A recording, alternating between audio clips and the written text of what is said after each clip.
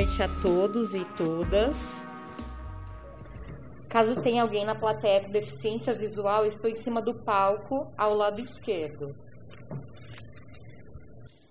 Eu vou fazer uma breve autodescrição. Eu sou negra, com luzes, cabelo liso, estou vestindo uma camisa branca com detalhes em rosa e preto, calça bege. Eu informo que a secretária de Cultura e Juventude, Lígia de Oliveira Ramos, não está presente, pois testou positivo para a Covid. É com imensa satisfação que eu, Ana Carolina, que estou como diretora de Biblioteca Pública e Preservação da Memória da Secretaria de Cultura e Juventude de São Bernardo do Campo, dou início a mais uma etapa do Sistema Municipal de Políticas Culturais. Hoje teremos a segunda palestra, o papel da participação social na construção de políticas públicas. Esta, assim como as próximas formações, são fundamentais para a implementação do sistema municipal. As formações têm como objetivo, além de democratizar o conhecimento, reunir conceitos e informações fundamentais na formulação de objetivos, metas e propostas. Para as pessoas que não estão presentes hoje no Teatro Elis Regina, o Centro de Audiovisual irá disponibilizar em até 10 dias o vídeo no YouTube. Durante todo o evento, estaremos recolhendo as filipetas com dúvidas e perguntas sobre o assunto, para serem respondidas ao final da explanação. Devido ao aumento dos casos da Covid, só vamos receber os questionamentos através das filipetas, que deverão ser entregues aos funcionários de apoio. Por favor, levantem a mão. Quero agradecer também a presença do nosso palestrante, Antônio Elielson Leite. Essa noite será dividida em 2 momentos. No primeiro, a palestra com Elielson, que é graduado em História com mestrado em Estudos Culturais, ambos pela USP. É gestor, programador e produtor cultural. Coordena a área de cultura da ONG Ação Educativa, onde concebeu e coordena projetos como Encontro Estética das Periferias, Agenda Cultural da Periferia e o Ponto de Cultura Periferia no Centro. Além disso, é colunista de literatura periférica do site Outras Palavras. Já o segundo bloco será para que o palestrante responda os questionamentos acerca do assunto. Elielson, sinta-se à vontade, a plateia é toda sua.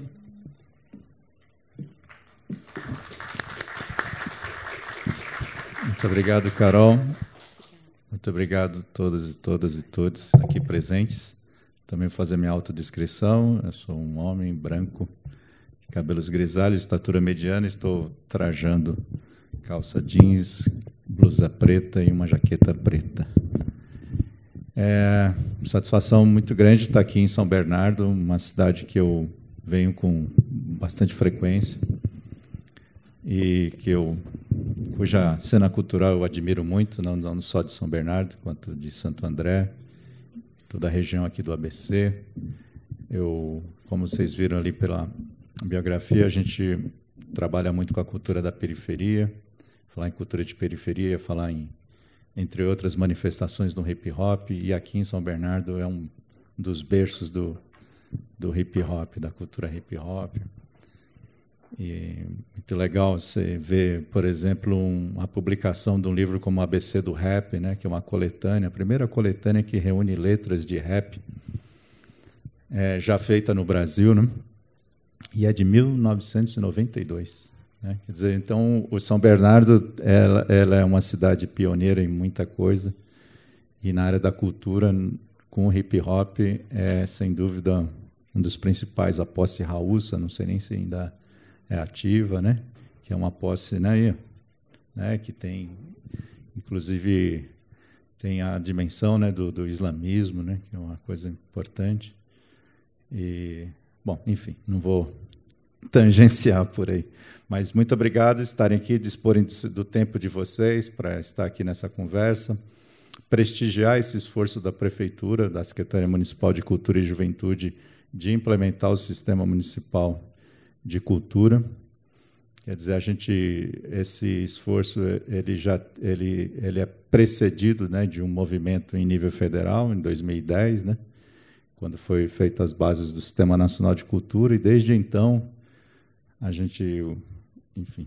o governo vem se empenhando, né, até um tempo atrás, pelo menos, vinha se empenhando em em fazer os pactos federativos para constituir efetivamente o sistema.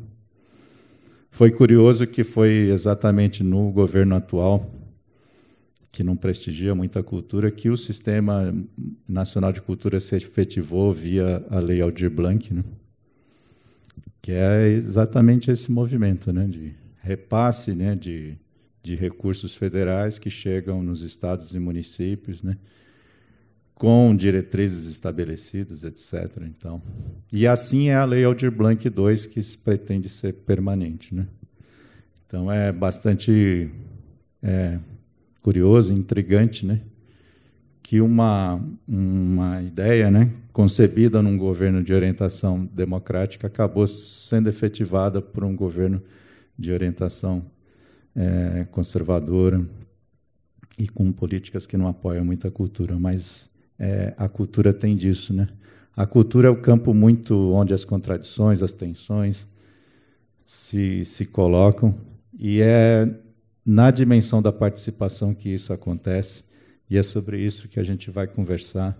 Falar de participação em política pública é falar de mediação de conflitos, tensões, especialmente na cultura, e especialmente no momento como a gente vive hoje. Vocês já devem estar ouvindo muito falar na ideia de guerras culturais, né?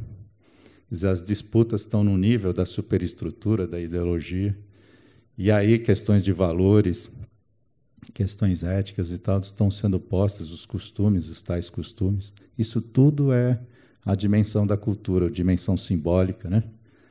Então, e falar de participação é falar disso, é falar dos tensionamentos, das disputas de classe, inclusive, na sociedade. E a cultura é um negócio estranho, assim, porque, veja, assim, eu gosto de dar um exemplo de time de futebol, né? Você pode ser palmeirense, né? E você está ali num estádio com 40 mil pessoas à sua volta e que comungam, né, do amor, né, por um time, né? Mas ali são tantas pessoas diferentes, né? Se você fizer ali uma lupa política, são tantas pessoas diferentes, mas é possível isso. A cultura ela tem essa possibilidade de criar uma unidade em torno de um símbolo, uma ideia, ainda que as pessoas que em torno desses símbolos tenham suas diferenças.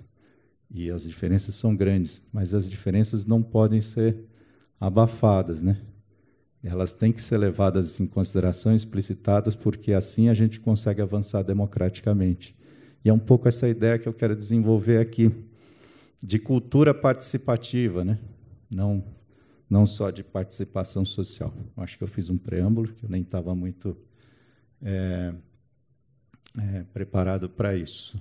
Você pode passar a próxima lâmina. São poucas lâminas que eu desenvolvi. Eu optei por pedir aqui ajuda aos colegas ali da cabine de som.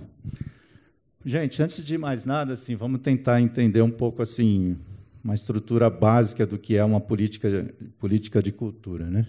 Ela tem, pelo menos, essas 4 dimensões, né? Qualquer gestão pública de cultura, ela se orienta nesses 4, né? A gente pode até conversar aqui de colocar mais, mas é a difusão, o fomento à produção, a difusão ser lida com o público, o fomento à produção ser lida com o artista, né? São 2 dimensões super importantes. E, tanto numa quanto a outra, você pode também lidar com o mercado, né? Na difusão e no fomento à produção. A formação, que é muito importante, né? E até um tempo atrás não se falava muito nisso, da formação, né? Mas a formação aqui não é formação de público, é formação em arte. E aqui tem entre os equipamentos existem escolas de artes, mas no nível do Estado você tem, por exemplo, a IMESP, né? Escola de Música, o Projeto Guri, né? O Projeto Guri está em 300 e tantos municípios, né? Isso são políticas de formação, as fábricas de cultura no Estado.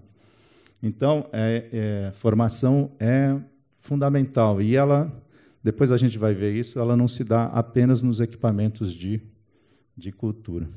E patrimônio e memória, que eu prefiro deixar como algo separado também, ela tem suas especificidades. né, eu vejo que São Bernardo, se você pega a apresentação de São Bernardo no site da prefeitura, ela chama muita atenção para a história de São Bernardo, né? Muito, assim, antes do sindicalismo, aqui a indústria moveleira, né? A indústria moveleira é muito lembrada, a Veracruz, né? Olha, uma cidade cuja memória tem o Veracruz como um dos seus principais pontos, é realmente uma cidade muito especial do ponto de vista de cultura. Fala-se lá também num ciclo gastronômico, né? É bastante interessante o quanto que São Bernardo se apresenta pela cultura, mas isso não é só São Bernardo. É a cultura, as cidades todas tendem a isso. Qualquer representação sintética de uma cidade é um aspecto de cultura. Você pensar em Paris, a Torre Eiffel, né, por exemplo, né? E é a cultura, é o cultivo de um símbolo, é a formação de símbolos, e isso identifica. E São Bernardo ele tem muito isso, ele tem esse apego, depois vem o sindicalismo, a indústria automobilística. Então, a história, o pensamento é cultura. E São Bernardo faz isso. Ele se apresenta dessa maneira. Então, é muito bom que São Bernardo, por meio do processo do Sistema Municipal de Cultura, a Prefeitura de São Bernardo prestigie esse processo e dê à cultura realmente o valor que ela merece, o valor que ela manifesta na sua própria apresentação. Isso é uma boa maneira de fazer o sistema, né, e aí se engajar nos sistemas estaduais e o federal, fortalece a Secretaria de Cultura e fortalece também aqui perante a própria Prefeitura. Não é toda a secretaria que tem um sistema. A educação tem, a saúde tem o SUS, né? A educação tem. Não é toda a secretaria, e a cultura tem essa possibilidade. E aí a Marilena Chauí, que é um nome de referência para a gente, para quem quer estudar política cultural, ela fala isso assim, toda estrutura de gestão de cultura, seja qual for a orientação, ela tem esses 4, pelo menos. Mas nem toda tem uma coisa que é fundamental, que é a participação.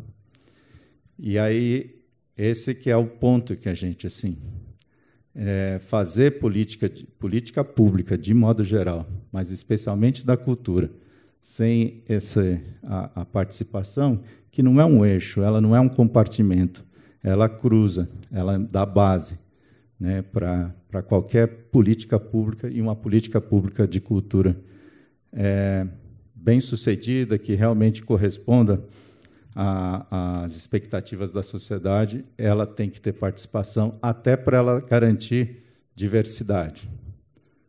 Diversidade, porque é o que a gente falou no início, né? A cultura ela comporta, por sua natureza, a diversidade e os conflitos que existem na sociedade. Então, participação é que dá sentido para a política pública de cultura, em outras palavras, né? Pode passar. O próximo. Bom, aí a gente pensa assim, o que eu quero chegar, né, até o final dessa fala, porque também a participação ela pode ser contida numa política de cultura ou qualquer de outra área como algo muito protocolar, né? E então se cria lá assim, um conselho, né? E aí você dá de barato que então você tem participação, porque afinal você tem um conselho ali, né? Ou você faz uma conferência periodicamente, então você garantiu, né? Mas é preciso que essa participação efetivamente resulte em algo. E aí, para ela ser efetiva, ela tem que incidir no orçamento, nas diretrizes, né, de difusão, fomento, patrimônio, etc., formação, ficou faltando, e na definição de prioridades. O orçamento é fundamental, né? Vamos passar para a próxima lâmina, por favor. Aí. O orçamento, e aí é interessante, porque às vezes a gente pensa muito a participação em função de demandas muito imediatas, né? Às vezes você não pensa tanto a participação, como está acontecendo agora, para pensar o longo prazo. Você viu que o plano municipal é para 10 anos, né? Ele necessariamente vai ter que ter momentos de mecanismos de monitoramento permanente de avaliação, né? Porque uma coisa no Brasil é difícil você planejar uma coisa por 10 anos, né? Mas o orçamento ele é definido muito na Câmara Municipal, né? Por força de expediente, o prefeito, a prefeita manda para o executivo a lei de diretrizes, e aí, aliás, para a Câmara vai reformulando. Mas lá na Câmara dá para fazer muita coisa. Dá para aumentar o orçamento da Secretaria Municipal de Cultura, que aqui é um orçamento muito baixo daqui, né? Se eu não estiver enganado, está em torno de 21 milhões, né? Quer dizer, São Bernardo seria muito bom que ele pudesse, e eu acho que esse movimento aqui, e com a participação da população, né, fazendo pressão no Legislativo, é possível você elevar esse orçamento. A gente pode depois discutir no debate, porque tem outras maneiras de você agregar o orçamento, né, por meio de emendas parlamentares, né, acessando outros recursos em nível estadual e federal, mas é importante que uma cidade como São Bernardo do Campo tenha um orçamento à altura, né, à altura de suas demandas, né? Mas, então, aí eu queria chamar a atenção para... E a Câmara Municipal, ela tem espaços muito interessantes de participação, desde audiências públicas, as frentes parlamentares, né? Todas as comissões, né? Todo mundo sabe como é que funciona a Câmara, tudo que você vai propor passa por comissão antes de chegar no plenário. Aí você tem a comissão, eu não verifiquei aqui na estrutura da Câmara, mas cultura, se não tem é muito raro cultura ter uma comissão só de cultura, ela está sempre junto com educação e outras áreas, mas tem um lugar. Aí você chega por ali, faz pressão, e muita coisa pode ser resolvida ali, inclusive o problema orçamentário. Você consegue, na Câmara, elevar o orçamento daqui da Secretaria, né? Chamar atenção para o fato do orçamento da Secretaria de Cultura de São Bernardo ser muito baixo não deve criar nenhum constrangimento assim, incômodo, né? Acho que porque é possível você, na Câmara, aumentar. E aí eu não queria ficar trazendo muito exemplo de São Paulo, mas um monte de coisa lá que bacana que tem em São Paulo para a cultura de periferia, que é uma área que eu atuo, assim, foi ganhando lá na Câmara. E aí tem uma vantagem. Se você consegue na Câmara, você consegue em lei. Aí, se é lei, aí é política de Estado, né? A gente pode conversar sobre isso. Não é programa de governo de uma gestão. A política está definida em lei. Se a outra gestão não quiser fazer, você aciona o Ministério Público, você cria uma situação que obriga. Então, atuar no legislativo é muito importante. E, às vezes, o movimento cultural organizado não leva tanto em consideração isso. Em São Paulo, o pessoal disputa orçamento. Assim, eles já sabem quando o prefeito manda o orçamento para a Câmara. E aí começa a disputa. E aí facilita, ajuda o Executivo. O movimento conseguiu elevar o orçamento da cultura lá na Câmara. Quer dizer, é um movimento de ajuda. E participação tem que ser para isso. Participação tem que resultar em construção coletiva de alguma coisa. Sem participação não pode ser só tensão, um mete a faca no pescoço do outro, essa coisa. É claro que tem um embate, né? Mas é para isso, é para tentar elevar. E aí, só insistindo um pouco no exemplo, lá em São Paulo foi criada a Lei de Fomento à Periferia, que não existia. Tinha a Lei de Fomento ao Teatro, à dança, etc., e aí foi criada a lei, mas foi criada lá na Câmara, com movimentação, botou gente na rua, nas galerias, sabe, essas coisas que o movimento sabe fazer. Aí conseguiu, aprovou. Então, é possível também, de repente, às vezes a gente não consegue via executivo, não é por má vontade de executivo, nada disso, não, porque às vezes não dá. Aí você vai pela Câmara, de repente você consegue pela Câmara coisas que você não consegue na relação com o executivo. Nas diretrizes, né, o sistema municipal, aí, que é esse processo que está criando, eu acho que aí tem toda uma convocação para a população participar. Eu procurei ver tudo isso que passou aqui no filme, eu até preenchi o formulário, me fiz de cidadão de São Bernardo, escolhi um bairro, eu queria ter posto o Montanhão, mas aí eu pus o La Anchieta, Aí eu mandei lá mas para também não ficar falando de coisas que tentar me aproximar ao máximo do que a gente está vendo. Então, são maneiras, né? E aí existem diversas maneiras de se participar. E aí a definição de prioridades. Uma vez você tem as diretrizes, aí tem prioridade, porque às vezes você tem a diretriz que define, a diretriz diz lá, fomentar, criar espaços culturais nas periferias, né? Mas também diz lá que é necessário reformar a pinacoteca, que não sei o quê, não sei o quê. Não sei, as coisas do teatro. Aí o movimento cultural pode falar, não, e aí o orçamento nunca cabe tudo. Eu falo, não, então você aqui vai para os equipamentos de periferia. O teatro espera um pouco, ou arruma. O teatro pode arrumar outras coisas, outras maneiras. Eu não sei bem, aí vocês me desculpem, como é que está o negócio de OS aqui. Depois vocês, no debate, porque essa gestão de OS, que cabe um debate só sobre isso, as OS acabam tendo formas de elas mesmas captar recurso, né? Mas a coisa da OS gera um problema muito sério na participação. Isso a gente debate depois. Eu nem pus na minha lâmina isso. Tá? E aí, então, é nesses campos que a gente pensa a participação. E é importante, eu quero destacar isso, porque para a participação também não ser só com perdão do termo assim, um agito no sentido de tá junto, decidiu um evento, né?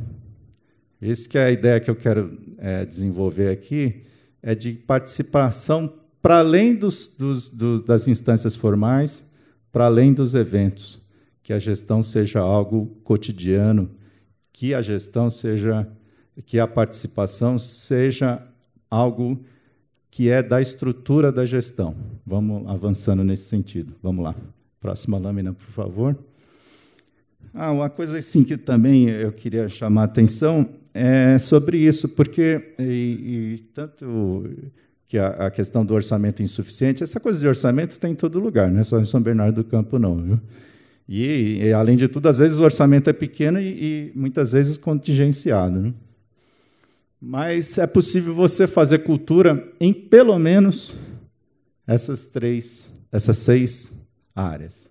A educação, a assistência social, o desenvolvimento econômico, ciência e tecnologia, trabalho e turismo, essa secretaria enorme, porque aqui eu imagino que a gente possa discutir a cultura como a economia da cultura ou a economia criativa, o meio ambiente, o esporte e lazer. Os serviços urbanos eu pus porque, pelo que eu vi, é nessa secretaria que está os cuidados com os parques e praças, onde é possível fazer muita coisa. E eu até botei ali a cultura nos ODS, né? Vocês acompanham a Agenda 2030, né, dos Objetivos de Desenvolvimento do Milênio. Não tem nenhum objetivo de desenvolvimento do milênio que seja da cultura. Mas aí, as pessoas que atuam nessa diplomacia global, nessa diplomacia da sociedade civil, mostrou que a cultura está em vários dos objetivos do milênio. Erradicação da pobreza, do analfabetismo, combate a pandemias. A cultura está presente em muita coisa, né? Foi muito interessante esse movimento. Assim, ela não é um objetivo específico dos ODS, mas ela está presente em tudo. Esse raciocínio também pode estar aqui em relação às outras secretarias. Eu gosto de falar muito da assistência social, né? Porque ela tem os CCAs, né? Aqui deve ter um monte de CCAs, né? Em São Paulo são 480.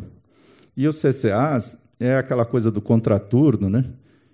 E uma coisa que se faz muito nos CCAs é arte e educação, né? E muito artista, né? Os artistas, sobretudo os de periferia, eles têm que se virar dando aula, né? E eles viram excelentes arte-educadores, né? E já pensou assim, você tem uma rede de CCAs, de 100 CCAs, né? Se você bota 3 educadores em cada CCA, você tem 300 educadores fazendo arte-educação em CCAs. Vamos pegar 50. Aí você tem 3 educadores. Aí você tem 150 educadores. Aí cada CCA atende 100 crianças. Aí você está falando de 50 mil, é isso a conta? E aí, você sabe como é que é o trabalho de arte e educação, né? O pessoal dá uma oficina de teatro por 3 meses, aí, no fim, você faz uma mostra cultural. Aí você imagina 50 CCAs fazendo mostras culturais, proporcionando, e os CCAs estão, diferente dos equipamentos de cultura, estão lá nos bairros mais periféricos. Então, se a Secretaria de Cultura se articula com a de assistência social, garante arte educadores nos CCAs, você fomenta, né, a cultura, olha o estímulo que você pode dar para as crianças, né, e adolescentes, né, CCAs até 14 anos. Né. Bom, desenvolvimento econômico aqui, eu acho que chamar a atenção, uma coisa também que olhando São Bernardo, e infelizmente não é privilégio de São Bernardo, mas chama muita atenção o fato de que São Bernardo só tem uma livraria, que fica num shopping. E é uma livraria de rede, né, que é filial. Nem aquelas livrarias que têm uma identidade própria do território, do município. Né? Como é que pode, né? Isso não, como é que pode? É uma situação para a qual a gente tem que ficar inconformado, seja onde for. Não quero aqui particularizar. Quero só pegar o exemplo. Como é que pode, né, uma cidade tão grande, tão rica, os dados de nível de escolaridade são altos, portanto, e isso é um dado básico mas não só, mas é um dado básico para o acesso à leitura. Como é que só tem uma livraria? Né? Tudo bem que livraria tem sua coisa, as pessoas compram na internet, não vão na livraria, mas compram na internet, não sei o quê, mas livraria é espaço cultural também. A Secretaria de Cultura pode, numa articulação com a Secretaria de Desenvolvimento, fazer um programa de incentivo à criação de livrarias de bairro. Uma livraria ela não precisa ser um empreendimento para dar muito dinheiro. Bom, livraria, em geral, não dá muito dinheiro, mas tem umas grandes que dão dinheiro. Né? O Bezos, da Amazon, começou vendendo livro na garagem dele. Né? Então, enfim. Mas a livraria, se você pensar, por exemplo, uma rede de livrarias, 10 livrarias espalhadas numa cidade de 850 mil habitantes, que possa gerar uma renda suficiente para manter as pessoas ali que estão vendendo o livro. Uma rede de livrarias populares, por exemplo. E São Bernardo tem vocação para a livre leitura. Eu estava vendo, São Bernardo tem 23 equipamentos culturais. Se eu estiver enganado com algum, vocês me corrijam. E 9 deles são ligados ao livre leitura, sendo 7 bibliotecas. Então, tem aqui, entendeu? Tem uma base aqui. Então, é possível a política. E aí, quem se ocupa de participar, também enxergar a intersetorialidade, que é um outro elemento que eu queria chamar muita atenção aqui, a intersetorialidade das políticas. Ter um baixo orçamento não é privilégio de São Bernardo, mas sendo São Bernardo uma cidade tão rica, isso tem que causar inquietação em todos e todas, a sociedade civil e os gestores. Mas é possível você conseguir fazer política cultural também por outros caminhos. E a cultura tem essa possibilidade de embrenhar a política pública. Você passa a próxima, por favor. Então é isso que eu acabei adiantando. Quer dizer, isso que é uma outra questão, assim, né? Eu vejo, é tão bacana esse esforço aqui da Secretaria de Cultura. Tão legal que a Secretaria de Cultura aqui é junto com Juventude, né? Não é todo lugar que é assim, não. Aliás, você sabe que dos 7.000 e tantos municípios, assim, só 15% tem Secretaria de Cultura própria, né? Então, a Secretaria de Cultura está sempre junto com esporte, educação, né? Claro. Assim, mas nem todo lugar tem de juventude. Aliás, nem todo município tem uma instância para cuidar de juventude, né? Que a juventude ela é recente, né, para a percepção das políticas públicas, né, como uma coisa específica, que a juventude é sujeito de direito, né? Essa é a primeira noção para você fazer política, é isso. Você entender o público como sujeito de direito. Você vê a cultura como um direito. Se ela é um direito, precisa ter política pública para efetivá-la. Se precisa ter política pública, você precisa ter órgãos que dê conta de fazer isso, né? Então, e aí você vai, então, criando uma resposta estatal, né, para uma demanda da população que se efetiva como direito. Mas, então, não adianta também só a cultura, de repente, a cultura aqui fala, pô, legal, vamos... participação e tal, criar diversas maneiras, o sistema ser super participativo e o governo não ser. Não é que não adianta, não faz tanta diferença. Eu acho que é importante você ter mecanismos de participação, seja como for, parcial, não sei o quê, mas a ideia da participação enquanto uma dimensão da política pública, ela tem que ter um correspondente na política geral do município, no caso. E participação, gente, é quanto mais local, mais você participa. No nível federal, você alcança muito pouco. Eu estava fazendo aqui um exercício, se a gente tivesse um processo de conferência. Aí São Bernardo faz uma conferência de cultura, com 500 participantes. Aí, para cada 50, um delegado, tira 10 delegados para a estadual. Com sorte, vai 2 para a federal. Olha como se dilui, né? Como se dilui a participação, né? Então, o nível federal é um outro rolê, assim. Mas quanto mais local, mais você participa. Né? Então, é um pouco essa ideia. Esse negócio assim, só voltando assim, eu estou com medo de me alongar. Como é que está aí, Carol? Tá bom? Tá chato, gente? Não? Também, né, o cara fazer essa pergunta, o cara falou, pô, tá chato, eu quero sair daí.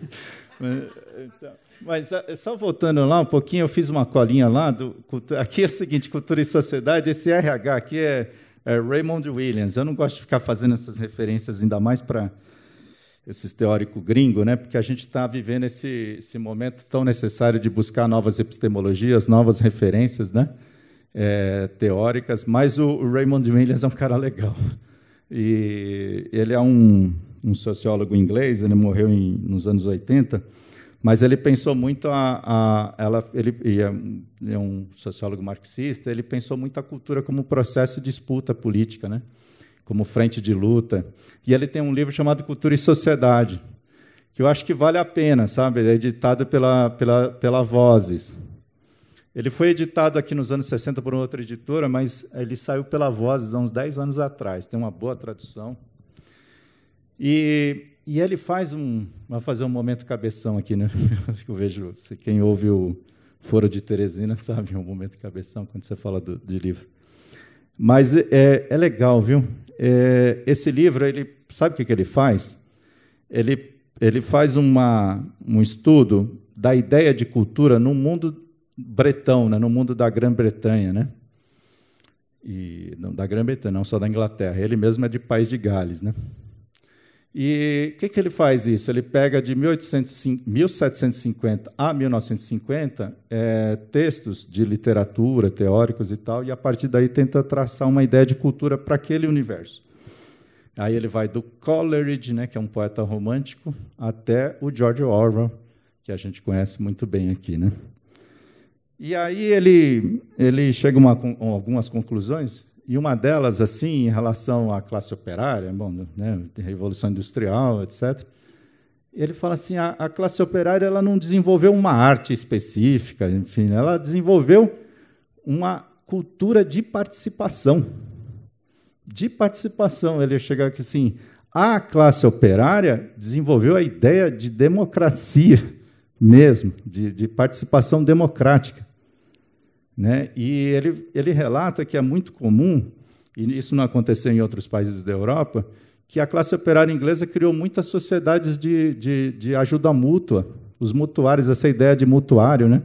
De construir casa junto, de providenciar coisas assim, para a vida dos trabalhadores, uma imprensa, né, própria, e uma ideia de democracia. Aqui ele mostra nesse livro isso, que a classe operária inglesa ela criou, né, uma ideia de democracia muito efetiva e de solidariedade mesmo entre classes. Né? Então, por isso que eu acho que vale a pena ter dito. Agora sim, você passa, por favor, que a gente já vai... Bom, aí a tradução um pouco daquele anterior, né? Então, as instâncias que eu falo assim, que a cultura, a participação tem que ir além dos protocolos, das instâncias formais, né? Então, as instâncias formais seriam o conselho. Eu vi aqui que o Conselho de São Bernardo foi reativado, né, em julho de 2020, provavelmente aí com a coisa da Lei Aldir Blanc, né, que exigia. Mas eu vi que é um conselho cujo formato ele é um pouco padrão e muito organizado em função das linguagens, né? Teatro, não sei o que e tal. Isso favorece muito a coisa da classe artística. Sabe? Na cultura tem um pouco isso, a classe artística, né? E a cultura tem seus lobbies, né? Tem suas coisas também. E aí eu vi que tem isso. Ele poderia também, no processo do Sistema Municipal de Cultura, ser pouco repensado, né? Dando uma olhada para incorporar outras expressões que não só das artes, né? Os eventos, e além dos eventos, né, que são as conferências, audiências públicas, etc., e das consultas, entre elas os formulários, né?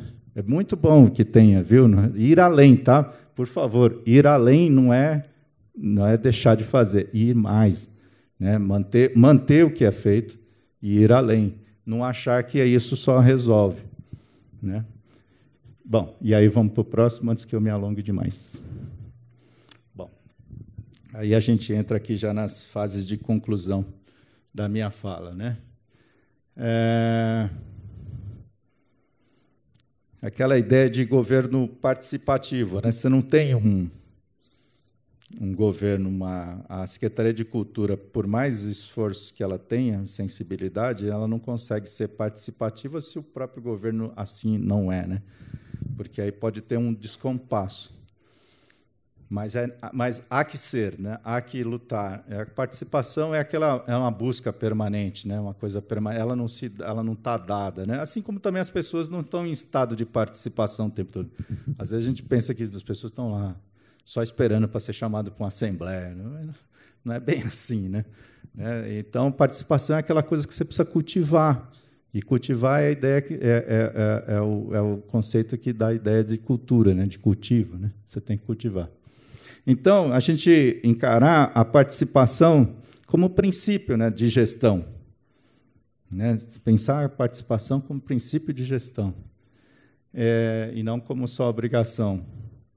Fazer da participação uma governança compartilhada. Essa ideia de governança é um termo que é até do mundo corporativo, né? É muito comum a gente ouvir isso no mundo corporativo. Governança é aquela instância que decide, né? A governança é o organograma de quem toma a decisão. Então, você tem que criar espaços não só de escuta, mas de efetiva decisão, né? Do que é feito com a política pública. Então, essa coisa de governança compartilhada. Quanto mais local o governo, mais a participação é efetiva. Aí é importante, hoje se fala muito em território. No fim das contas, as coisas se resolvem lá no território. Mas na política pública é muito comum, assim, a política chega na ponta, né? Mas se um dia que a política pública fizer o caminho inverso, de ela ser formulada na ponta e chegar, né, na mesa da secretária Lígia Ramos, do prefeito, então aí é que o negócio funciona. Então, outro ponto é a participação como vetor de descentralização do governo. É isso, muito se fala, ainda mais em época de eleição, descentralização. Você quer um governo descentralizado? Cria um governo participativo. Aí você descentraliza. Aí as fórmulas você pode se construir em diálogo e de acordo com as características locais, né, do município, dos bairros, das regiões. Mas você quer se fazer descentralizado, você quer que a ideia de descentralização deixe de ser uma coisa retórica, mete participação aí, aumenta o coeficiente de participação, que você vai ter um governo descentralizado. Então, a política, portanto, a participação fortalece as políticas dos territórios e promove a intersetorialidade das políticas. Porque lá no território, no bairro, as pessoas não veem as coisas tão compartimentadas. Você pensa a pessoa num bairro assim de periferia, de quebrada, ela vê a cultura com o fluxo do funk, o cabeleireiro, né? Você vê no botequim rola roda de samba, você tem também na igreja, inclusive, as igrejas evangélicas, a gente promove muito aprendizado de musical, né? São coisas, uma dimensão interessante para se pensar. E as pessoas nos territórios, nos bairros, elas não pensam de modo compartimentado, elas inclusive, têm muito essa capacidade de pensar no todo, no conjunto. Então, é legal você fazer esses exercícios. Existe até um conceito, que eu não vou me arriscar a me alongar nele, que eu acho legal, de urbanismo social. O urbanismo social ele promove isso, uma gestão compartilhada nos territórios, com governança também compartilhada, né? E na Prefeitura de São Paulo, nós estamos num grupo lá tentando que 2 CELs, dos 11 que foram inaugurados recentemente, 2 CELs sejam efetivamente com governança compartilhada no território. São 2 CELs, né, que a gente está fazendo um experimento mesmo. E lá na quebrada, na periferia, o pessoal pensa as coisas no seu conjunto. Essa coisa do CCA, com a escola, tudo, aí você consegue, numa gestão de território, fazer participação. E aí a participação ela rola, não naturalmente, seria um termo muito forçado, mas ela acaba criando, porque as pessoas veem muito sentido. As pessoas participam daquilo que vê sentido e participam daquilo que realmente pode resultar em alguma coisa. Então, se ela está discutindo lá num CEL, aqui tem CEL também, acho que tem 2, né? Ou qualquer outro equipamento lá, né? Você está discutindo lá, você vai ver que uma decisão que você tomou em relação à biblioteca, a montagem no acervo, não sei o quê, e aí, dias depois, você tem um acervo. Você vai ver lá as bibliotecas da Prefeitura de São Bernardo. Tem literatura periférica? Né? E aí, pode, numa conversa lá no bairro, as pessoas falam, pô, mas não tem um Ferrez aqui, né? Deve ter, eu imagino, né? Mas, enfim, mas não só o Ferrez é um, tem 30 editoras de periferia na Grande São Paulo que publicaram 600 títulos. 600, mais de 600. Sim, a gente acompanha isso. Se der tempo, a gente conversa mais sobre isso. Tem essa produção aqui nas bibliotecas? Então, isso pode ser uma demanda lá. A gente quer... Às vezes reclama que o jovem não quer ler, né? Mas também, se não tem uma literatura que corresponda um pouco ao universo dele, não quero também... Eu tenho um receio também de falar um pouco isso, porque parece que assim, o jovem não tem que ler Machado de Assis. Ele lê, mas esse é um bom caminho, começar com Ferrez. Eu tenho certeza que isso vai ajudar muito. Então, é isso. Então, se você tem uma gestão compartilhada de uma biblioteca e consegue dar consequência para, eventualmente, uma demanda como essa, de diversificar o acervo, né? Ter uma bibliodiversidade, como está no Plano Nacional do Livro e da Leitura, a pessoa começa a ver sentido. Pô, que legal, a gente trocou uma ideia aqui para mudar o acervo, estou com os livros da hora aqui para ler. Então, é isso. Quanto mais local, mais a gente consegue participação, mais promove intencionalidade, e eu acho que a gente já está indo para a penúltima. Próxima, por favor. Com isso, né, com esse jeito participativo, né, para além dos protocolos, das instâncias e dos eventos, a gente vai além da demanda mais imediata, da reclamação, que ela é importante, porque sempre está, por mais interessante que seja a gestão, mas sempre é difícil dar conta das demandas, né? E a cultura tem diversidade, às vezes você até cumpre bem a demanda, mas de uns e não de outros, né? Mas você avança mais ali, você consegue que a população pense também mais no médio e longo prazo, né? E a própria gestão também, não é só a população, né? Participação não é só uma coisa do povo, né? Participação é do governo também, né? De quem está o gestor. Terça-feira vocês fizeram uma conversa sobre o papel do gestor, né? Bom, vamos lá. Qualifica os serviços públicos, né? Acho que eu acabei de dar esse exemplo de biblioteca, né? Qualifica os serviços públicos, porque, enfim, se você consegue ter um atendimento que corresponda mais às expectativas da população que dele é a usuária, você qualifica esses espaços. Integra os serviços públicos privados. Isso é importante. A gente não pensar a cultura só no âmbito da gestão municipal, eu acho que isso é um eixo da minha fala aqui, né? mas vale a pena enfatizar nessa, né, porque você tem muita coisa feita no mercado, do mercado da cultura, né, uma casa de show, né? Aqui não tem esse espaço da aldeia, né? Aldeia da Serra, né? Que tem grandes shows, enfim. O corredor da Kennedy, né? Aí o pessoal da periferia vai ficar bravo comigo. O cara fica falando de periferia e vem falar do corredor da Kennedy, né? Mas, enfim, tem uma oferta. Tem gente que curte o rolê da Kennedy, né? Que tem vários bares, tem música. Uma coisa assim, poxa, é difícil aqui eu não quero defender aqui que São Bernardo comece a ter centenas de equipamentos, né, de cultura em tudo quanto é canto, porque isso, além de ser inviável, às vezes nem é o caso. Por isso que tem a ideia dos pontos de cultura, né? A ideia dos pontos de cultura revolucionou, porque você está num bairro lá, não tem equipamento de cultura, mas tem movimento cultural, tem associações, tem coletivos. Então, você bota dinheiro lá, para esses coletivos, eles promovem programação. E eles fazem muito mais, né? Com um recurso, faz muito mais do que um próprio equipamento, às vezes, pode fazer. Equipamento é bom, porque qualifica, precisa ter também uns equipamentos da hora para o pessoal fazer umas apresentações, mas não só. E aí vê que a cultura acontece, né? Que eu falei das livrarias. Livraria pode ser ponto de leitura, os bares. A prefeitura pode ter uma política de incentivo aos bares de contratar músico. É uma luta, né? Todo mundo sabe aqui, né? Para um músico da noite, né? Trabalhar assim é uma dificuldade tão grande. Eu vi que tem um cadastro de artistas aqui da prefeitura, importante, mas se tem um incentivo para os bares contratar músicos e poder pagar com certo subsídio, alguma coisa. Isso é tão comum, não tem aí o ProUni? O que é a expansão do ensino superior, né? Nos últimos anos? É muito no ProUni. O que é o ProUni? O governo faz uma renúncia lá e as escolas particulares incorporam alunos de baixa renda. Por que a prefeitura não poderia também subsidiar um bar para ter músicos e tal? Amplia essa oferta, né? de espaços para os músicos se apresentarem, enfim.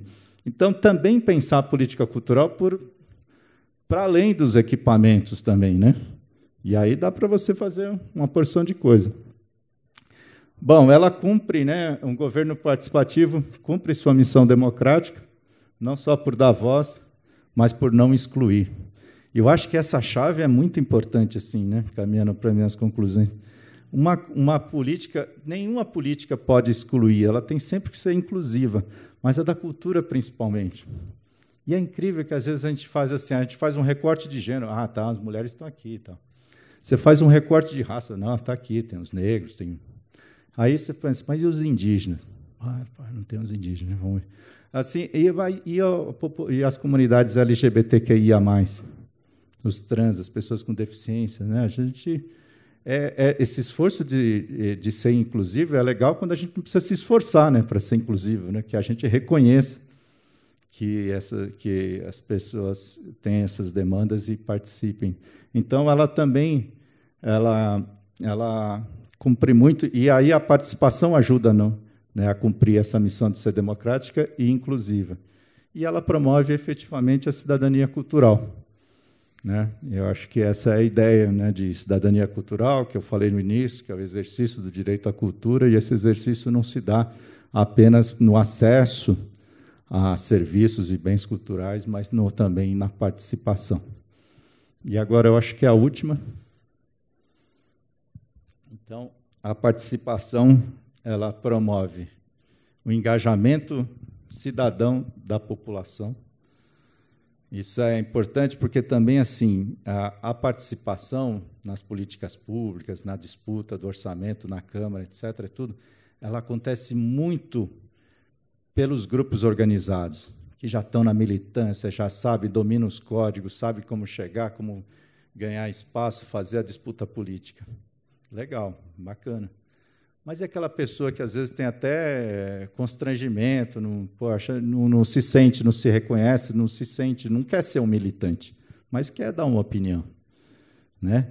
Então, eu acho importante isso, criar espaços de escuta e tudo. Quantas pessoas preencheram esse formulário aí, né? e que não são exatamente pessoas, espero, né? Exatamente pessoas que estão em grupos organizados, né? Às vezes a pessoa não quer ser militante, não quero ser militante da cultura, mas eu quero dar meu espetáculo, né? Então, acho que é legal. Por outro lado, também fortalece os movimentos organizados. Ela cria uma esfera pública não estatal. Isso é um conceito gramsciano, né? Mas é isso de também não ver o público só como estatal, né? Você tem uma esfera que vai além da estrutura, do equipamento, né? Você cria dinâmicas que vão além, enfim, da estrutura governamental, né? Digamos assim. Mas isso só vale se tem poder, né? Se as pessoas conseguem. É legal reconhecer aí os espaços de participação que não estão nas estruturas, como a gente vem dizendo aqui, num mantra aqui. Isso é, por exemplo, os fóruns, né? Certamente São Bernardo tem um fórum, né? E é legal que esses fóruns possam se descentralizar, porque fórum não é conselho, né? No fórum nem sempre está dentro de uma conferência, né? Mas eles são formas, né, de se organizar, né?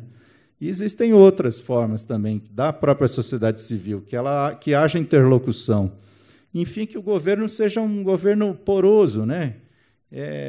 Que tenha disposição para o diálogo, né? Que a Secretaria Municipal de Cultura aqui está dando uma demonstração muito importante disso.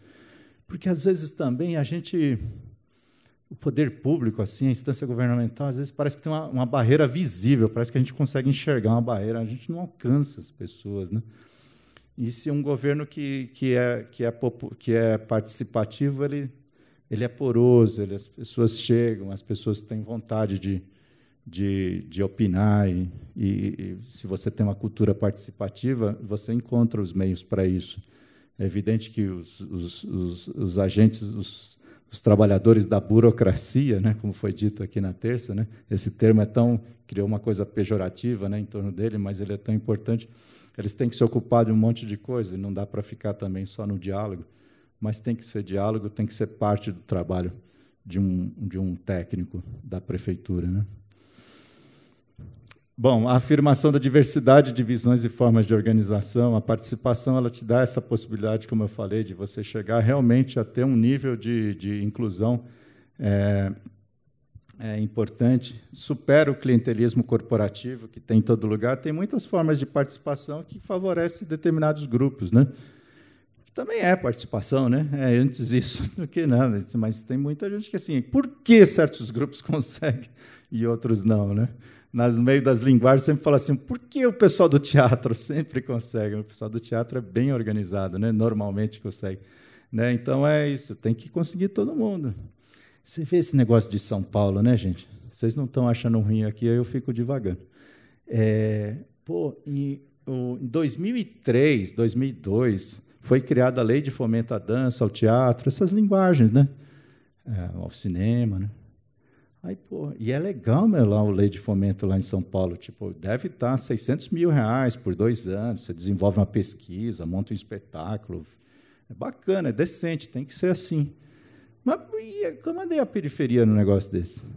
E os grupos de teatro, de dança, tudo mais de classe média, não quero também ficar, porque acaba sendo assim, e a periferia? Aí até que o pessoal falou, não, vou fazer a Lei de Fomento à Periferia, dão a mesma grana também. Então, é importante, foi a maneira que fez chegar, né? Agora tem de tudo lá, tem do reggae, do hip-hop, que é legal, mano. Já pensou? Você garante em lei, mano. Aí muda o prefeito, entra o outro e fala, mano, isso aqui é lei, cara. Se você não entrar, a gente vai entrar com ação civil pública no Ministério Público, porque participação também é isso. Participação é tensionamento também, quando tem que ser, né? E normalmente é isso, não participação é tensionamento. Eu falei disso para superar o clientelismo corporativo. O aprendizado em políticas públicas, isso é tão importante, gente, porque a participação também ajuda a gente a aumentar nosso letramento em relação às políticas públicas. As pessoas, às vezes, acham que não tem uma visão ampla do assunto e nem é obrigado a ter. Mas, na medida que você participa, discute, fala com o prefeito, fala com o vereador, que não sei o que, você começa já sei como é que é o caminho das pedras, como é que as coisas funcionam. Né? A efetividade garante a efetividade das políticas públicas. Quem é gestor fala que tem aqueles 3 E's, né? Eficiência, eficácia e efetividade, né? A eficiência é quando você faz bem feito, a eficácia é quando dá resultado, e a efetividade é que aquelas coisas se estabelecem, né? As duas coisas juntas, né? A participação ajuda nesse terceiro E, na efetividade, mas também nos E's anteriores. E o melhor entendimento do papel do município, Estado e Federação no sistema municipal de cultura. Você entender de onde...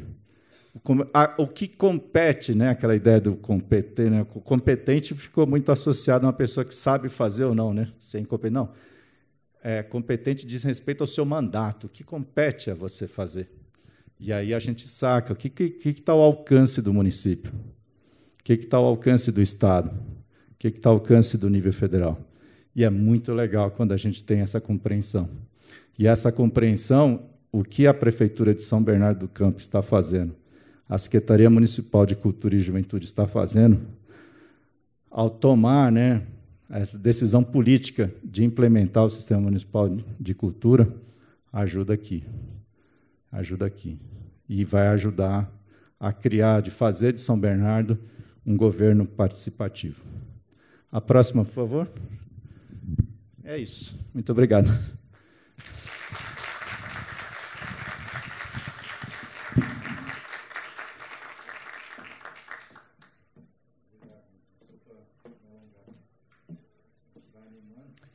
Obrigada, viu, Eleilson, pela palestra. Agora vamos dar uma pausa de 15 minutos e voltamos para o segundo bloco.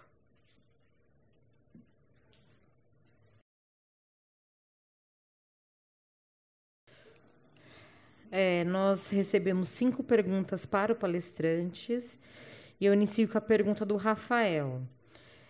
Nossa cidade, São Bernardo, está entre as primeiras para as indústrias. Todavia, não existe uma política de incentivo fiscal ou mesmo fomento às artes. Na sua opinião, este momento é bom para criar um programa de fomento que possibilite a manutenção e a produção regional? Todavia, defenderia essa tese?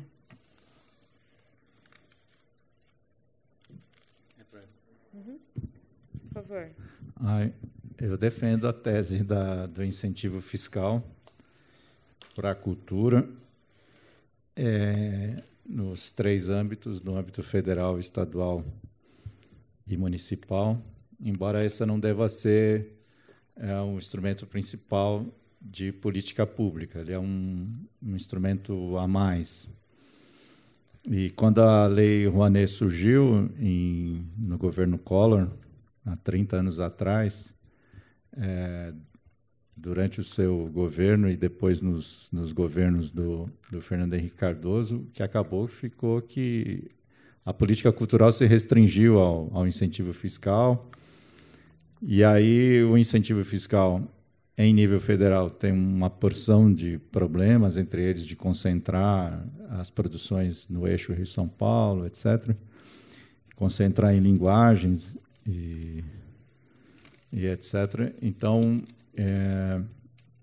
você não tem, de fato, uma política pública, né? Como depois acabou se desenvolvendo, né? Em gestões posteriores, se viu o quanto que era possível o Estado fazer, né? Em gestões posteriores. Então, o incentivo fiscal ele é interessante e, hoje em dia, por conta da perseguição que existe no governo federal à Lei Rouanet, enfim, na verdade, hoje eles aprenderam o que é, porque eles falavam contra a Lei Rouanet sem saber direito o que é, aí eles descobriram o que é e estão sabendo usá-la. Assim. Eu acompanho isso razoavelmente, eu sei de um projeto de uma indústria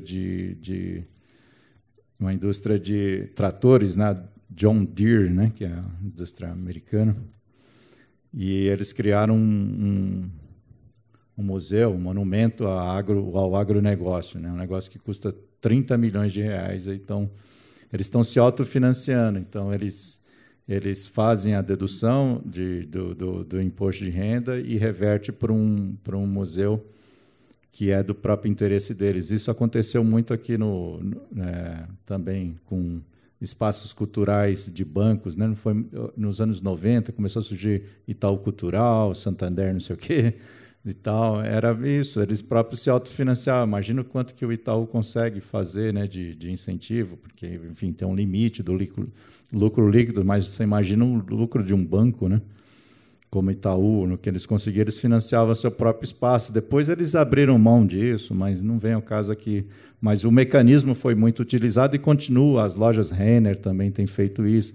Hoje eles descobriram, e aí estão a organizar a Lei Rouanet de tal modo que eles fiquem para eles as coisas, e além de ter uma política persecutória.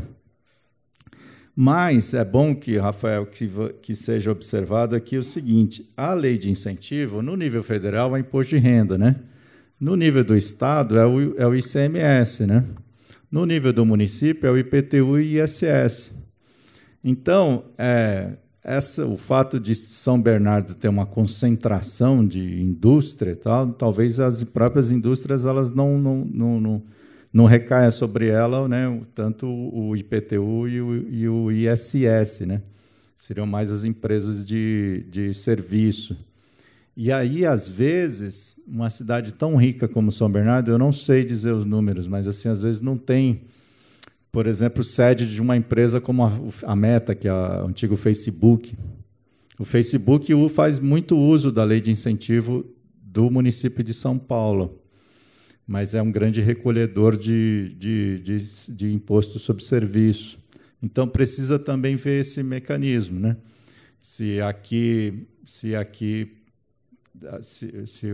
Qual é o setor de serviço predomina no Brasil como um todo, né? Então, aqui devem ter também, né?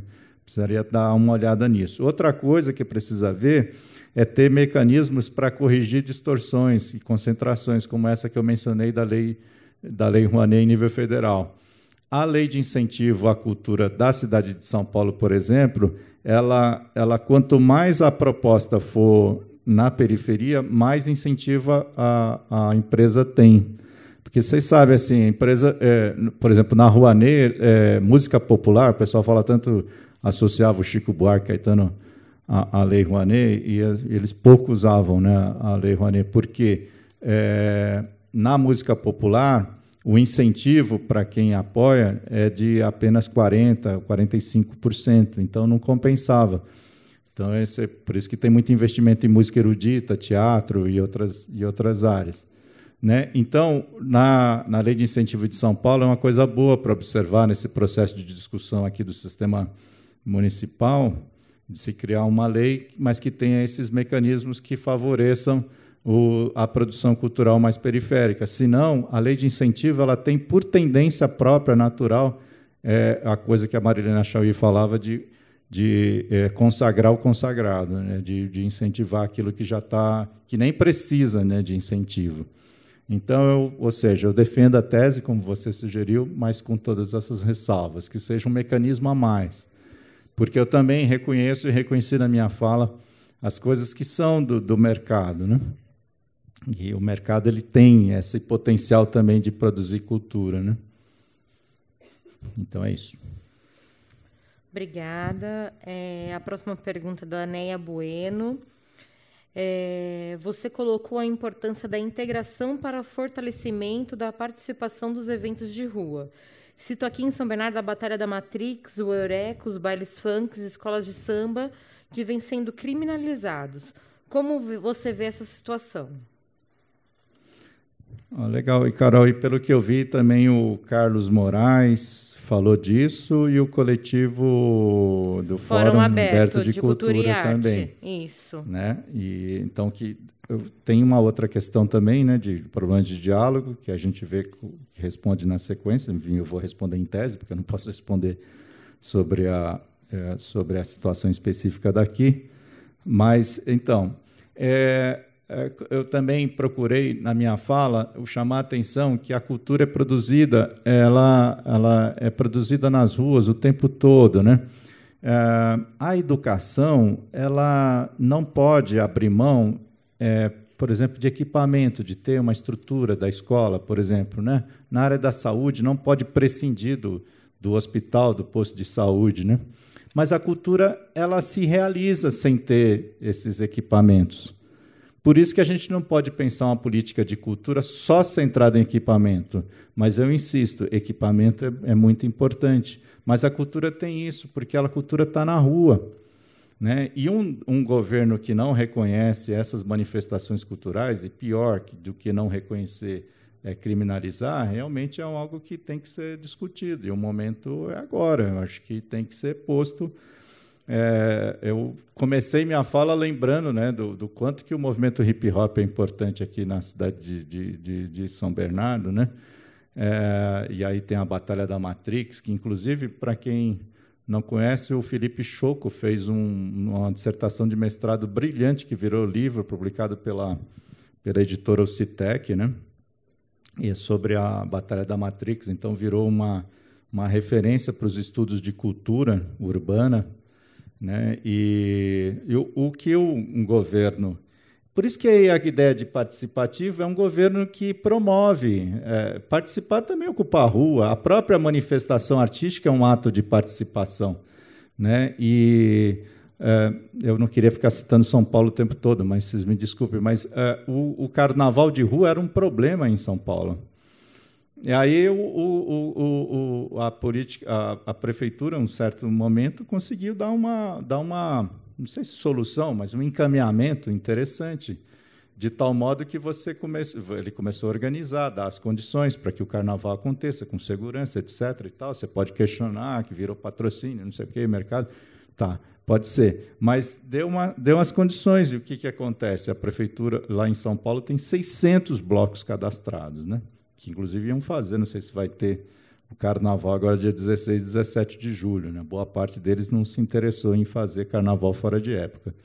Mas, enfim, deu-se um jeito. Então, isso é um exemplo de uma gestão que não só reconhece, como valoriza as manifestações de rua, e o carnaval é uma delas. Aqui, o Eureka, ele deveria ser assim um cartão postal da cidade. Assim, você abrir o portal da Prefeitura de São Paulo e dizer, aqui acontece o Eureka, né? Que eu acho que é uma referência para o Brasil, né? De como você consegue fazer uma festa popular voltada para a criança e para o adolescente para defender o Estatuto da Criança e do Adolescente. Isso é uma experiência talvez única, né? Você organiza um bloco de carnaval em torno de uma defesa de uma lei que é tão contestada, né, tantas vezes, né? E você, por meio da festa popular, quer dizer, o Eureka ele deveria ter, por parte da prefeitura, ao meu ver, em qualquer outra situação, em qualquer outros Eureka, tem Eureka em São Paulo também, né? Que é feito pelo SEDECA Sapopemba, lá na Avenida Sapopemba, tem em São Vicente. Também o Eureka deveria ser, essa experiência de São Bernardo devia ser disseminada assim, para o Brasil inteiro e ser valorizada, né? Eu endosso aqui esse entendimento, né?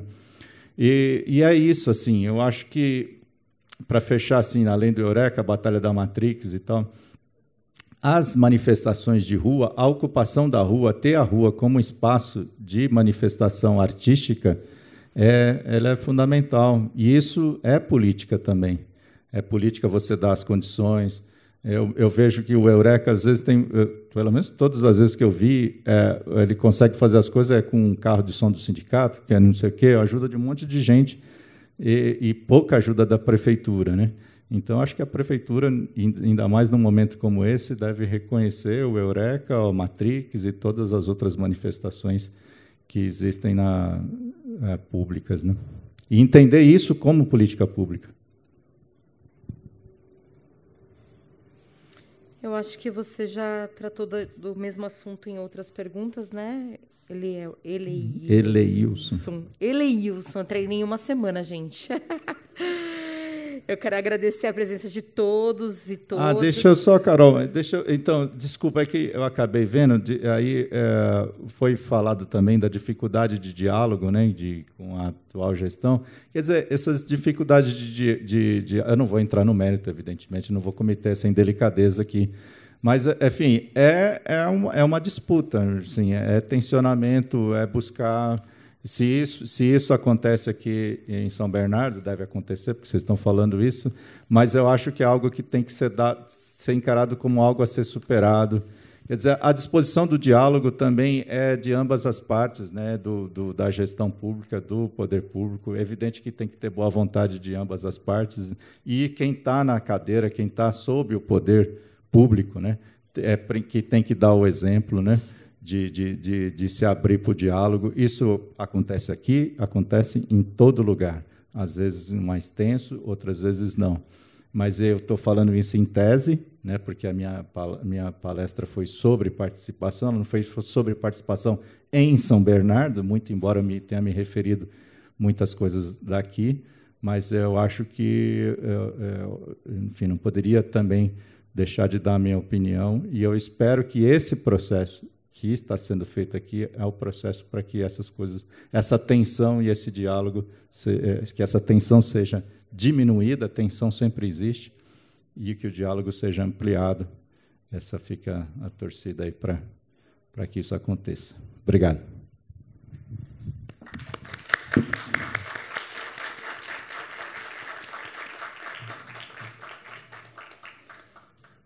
Eu agradeço a presença de todos e todas, e tenho certeza que essa noite foi muito positiva e de grande conhecimento adquirido. E obrigado. E nossa secretária de Cultura também, Juventude, ela não está presente, mas tenho certeza que ela iria gostar muito de te conhecer. E é exatamente isso que ela gostaria, né? Que ela gostaria, não, que ela quer que seja retomado, né, a questão do Sistema Municipal de Políticas Culturais. Obrigada.